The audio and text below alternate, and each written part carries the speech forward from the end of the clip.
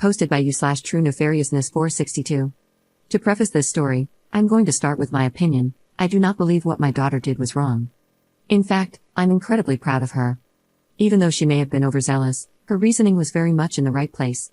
We have discussed at length what she should do if ever in this situation again, which I hope she is not. I, 35F, have a wonderful 9-year-old daughter. She is smart, outgoing, and incredibly strong. 2 years ago, my ex-husband and I divorced. He fell out of love with me and into the bed of a 21-year-old. It's a story as old as time, but it doesn't hurt any less. About 6 months ago, I was mugged on my way home from work. I was badly bruised and mentally distressed. My ex is not a present father. He moved to France for work about 3 months after the divorce was finalized, so he wasn't able to help look after my daughter while I was healing. She spent some time with my mom but saw me at my worst. I have a lot of guilt about that. She became very anxious about leaving the house and didn't want to leave my side. She was worried that Mummy would get hurt again. A friend of mine's son had been bullied at school a while back.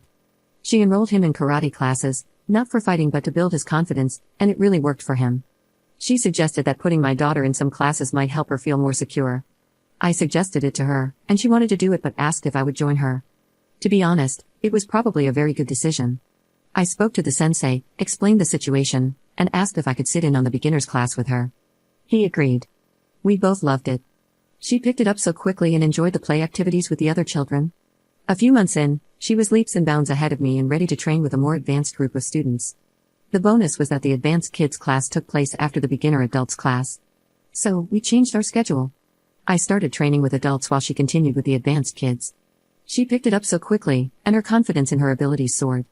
A few times when we've been out, she's noticed things that worried her, like someone walking towards us. She'd grip my hand a little tighter and move herself in front of me. I keep reminding her that I'm the adult, we are safe, and this is not her burden. For anyone wondering, mental health care is hard in the UK. We are not very well supported. She has spoken to a school counselor, and while she hasn't indicated she needs further help, we are on a waiting list. Therapy never hurt anyone, so why not pursue it? But I can't afford private care, and the NHS takes a very, very long time. Fast forward a few weeks. Last week was her first week back at school after the summer holidays. There was a new student in her class, whom we'll call Alex. Alex and my daughter have become fast friends. She couldn't stop talking about him on Monday when she came home from school. Alex likes this food, Alex likes this TV show, Alex said this, Alex did that, etc. It's adorable, but my daughter has taken it upon herself to be Alex's bodyguard. Alex is a very expressive child. They wear a school uniform, but Alex likes to wear nail polish. He has long hair, often styled in a plait or pulled back. He decorates his shoes with bows and wears whatever he feels comfortable in. His parents are amazing too. They've been so welcoming to both my daughter and me. We even shared drinks over the weekend after the incident. They are wonderful people. So, the incident. Last Thursday, Alex changed his black nail polish to a deep plum purple. Some boys in their class decided to show how poor their upbringing was by telling Alex, "You're a boy. You shouldn't wear girly things because that's what makes you gay." Both Alex and my daughter told them to shut up and bother someone else. One of the bullies then said, "If you're wearing girly stuff tomorrow, I'm going to kill you." Yes, you read that right. My daughter, being a defiant little menace, decided not to tell an adult. We've had a very long conversation about this, don't worry, and handle it herself. Alex also decided to respond in his own way. Friday morning rolled around. The plum nail polish was gone, replaced by the most beautiful, vivid pink you've ever seen. This was like waving a red flag in front of the bullies. One of them marched up to Alex and told him he was going to kill him at lunchtime. My daughter told the bully he could try, but she wouldn't let him. At lunch, true to his word, the bully ran at Alex. My daughter took him out. Now, bear in mind that, up until this morning, I only had the details from 2 9-year-olds. When Alex told me she flew, I was skeptical. He said she punched the boy in the face, made him bleed, and now he's petrified of her. I got a phone call from the school after lunch asking me to pick her up because she had been suspended for fighting. Alex refused to leave her, saying if she was suspended, so was he because it wasn't her fault. Alex's dad arrived at the same time I did to collect our kids. The headmaster told us that an investigation was pending and that we would be called in for a meeting on Monday. When my daughter told me the full story, I was livid. I asked why she didn't tell a teacher. She said she wanted to handle it so the bully would know he couldn't threaten people, but she did tell a teacher afterward, who didn't believe her. This made me even angrier. I contacted Alex's parents, and we discussed the situation. This morning, at 8 a.m., I sat in front of the headmaster. He began by bemoaning how my daughter had brought violence to the school, broken a boy's nose, and, I kid you not, how this was unladylike behavior. I was honestly aghast. "We are a zero-tolerance school when it comes to violence," he said. My daughter had been standing on a small wall at the edge of the playground, keeping watch. When she saw the bully running toward Alex, she launched herself off the wall, punching him midair. She landed on him and locked his arms until the playtime supervisor arrived. I asked the headmaster how his investigation had been conducted without involving my daughter, Alex, or their parents. He stammered, saying he was told it was unprovoked and my daughter was the only aggressor. I pointed out that both my daughter and Alex had informed him of the threat. He fell silent. I told him my daughter was not suspended and would not return until the situation was dealt with satisfactorily. I emailed her teacher, requesting classwork for her to complete at home. My daughter is with me in the office today, and my boss is letting me work from home for the rest of the week. I know I am partially responsible for what she's done. I know violence isn't the answer. I'm proud of her for standing up for her beliefs, but we've talked about the importance of telling me about situations like this. I am furious with her school. I called Alex's mom after the meeting. Alex wasn't in school today because they were having a meeting about the bullying he has faced. Alex's mom supports my actions and plans to pull Alex out of the school if the response is inadequate. There aren't many primary schools locally with available spaces, but I am deeply unhappy with how the headmaster has handled this situation. Thanks for listening. I just needed to word vomit into a void. Update 1 day later. Firstly, I want to thank everyone in the comments for showing support and sharing your own stories. I honestly thought, and still do to some extent, that I've messed up and failed my daughter. I thought her need to protect came from seeing me so broken.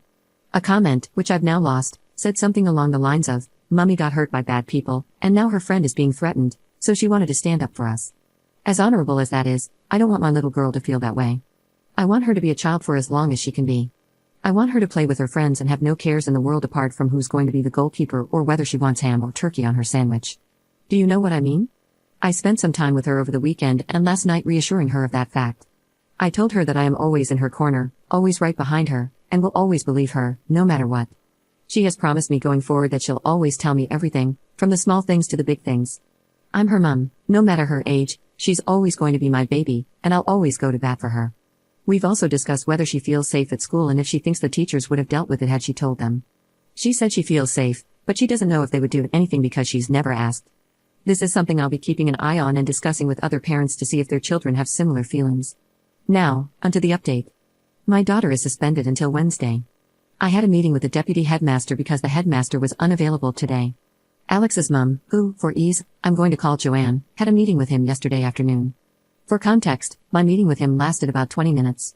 Joanne kept him locked in the office with her for nearly 2 hours. In those 2 hours, she made him go through the anti-bullying policy chapter and verse, explaining each point. Joanne told me she got him to admit that what the other child said to Alex alone should have been grounds for punishment. He still claims he hadn't been told about the threats and wants to open an investigation into his staff to get to the bottom of it. Joanne told him she didn't care how he handled his staff right now. She said he needs to stop trying to place blame elsewhere and take accountability. Her first and only concern was that her child had been at the school for less than a week and had already received 2 death threats, yet the only person being punished is the one who stood up for him. He reiterated that, "We have a zero-tolerance policy," to which Joanne stopped him mid-sentence and asked why her son wasn't included in that policy. He apologized and said, "I can see how that could look that way," but hasn't said how he plans to fix it because he needs to do another investigation. I'm starting to think he has a word of the day calendar or something. My meeting with the deputy head was very basic. I think it was essentially just to placate me, but I've documented everything in case I need to revisit this. My daughter has been suspended for fighting, but she can return to school tomorrow morning. I asked if the other child would be punished but was told they couldn't discuss the other child. Honestly, that's fair, but I'll be monitoring the situation. There will be no behavior report or forced apology. Last night, we went to Alex's house for dinner. Alex keeps telling my daughter, "You're on my Christmas card list for life." I don't know where he got that from, but they think it's hilarious. My daughter has convinced Alex to try karate, and they're very excited. It's karate night for us on Thursday. I'll be talking with Sensei Paul about the altercation, just so they can chat about safety and when to fight. More than anything else, I just want her to be safe. She's not an army, she's still a little person and needs to remember that sometimes. I also told my daughter that I shared her story online, and I showed her some of the kinder comments. I asked if she'd like to choose a name you can call her, and she chose Hawk. Suddenly, something clicked into place. The flying punch she did was a cobra punch. The character Hawk from Cobra Kai does them a lot. You sort of kick your leg like you're going to kick the opponent but instead follow with a punch. No one has taught her this move, but I've seen her jump off the sofa and sort of do it before. When we started karate, I introduced her to the Karate Kid series, and naturally, we followed it with Cobra Kai. She's absolutely obsessed with Hawk and Tori. Minor spoiler for Cobra Kai, please don't talk to her about the end of the last season, she's very upset with Tori right now. We've since had another discussion about not replicating things we see on TV and in movies. Parenting is hard, and the teen years are still ahead. I might just dye my hair gray now and get it over with. One more thing I'd like to address. I received 2 really horrid DMs regarding Alex's gender identity and orientation. Firstly, they're 9. He's figuring out who he is. If he's LGBTQ+, then that's who he is. But it's no one's place but Alex's to determine that. He likes bright colors, makeup, and nail polish. He's unapologetically himself, and we could all learn a thing or two from that. Anyway, Hawk saw some comments suggesting she deserves a treat. Many of you mentioned ice cream, but she doesn't want that. She wants a sword. Apart from being terrifying sometimes, I think she's going to be okay. I'm going to buy her a play training sword and maybe some books about the samurai. If anyone has other suggestions, I'm all ears.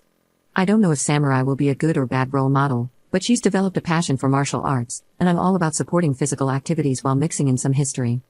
I'm sorry, I intended to keep this brief, but I just seem to waffle. I think I need to find more adults to talk to, haha. I was never much into journaling growing up, but I can see why people do it. It's nice to get everything in your head out and onto paper. Things seem much simpler that way.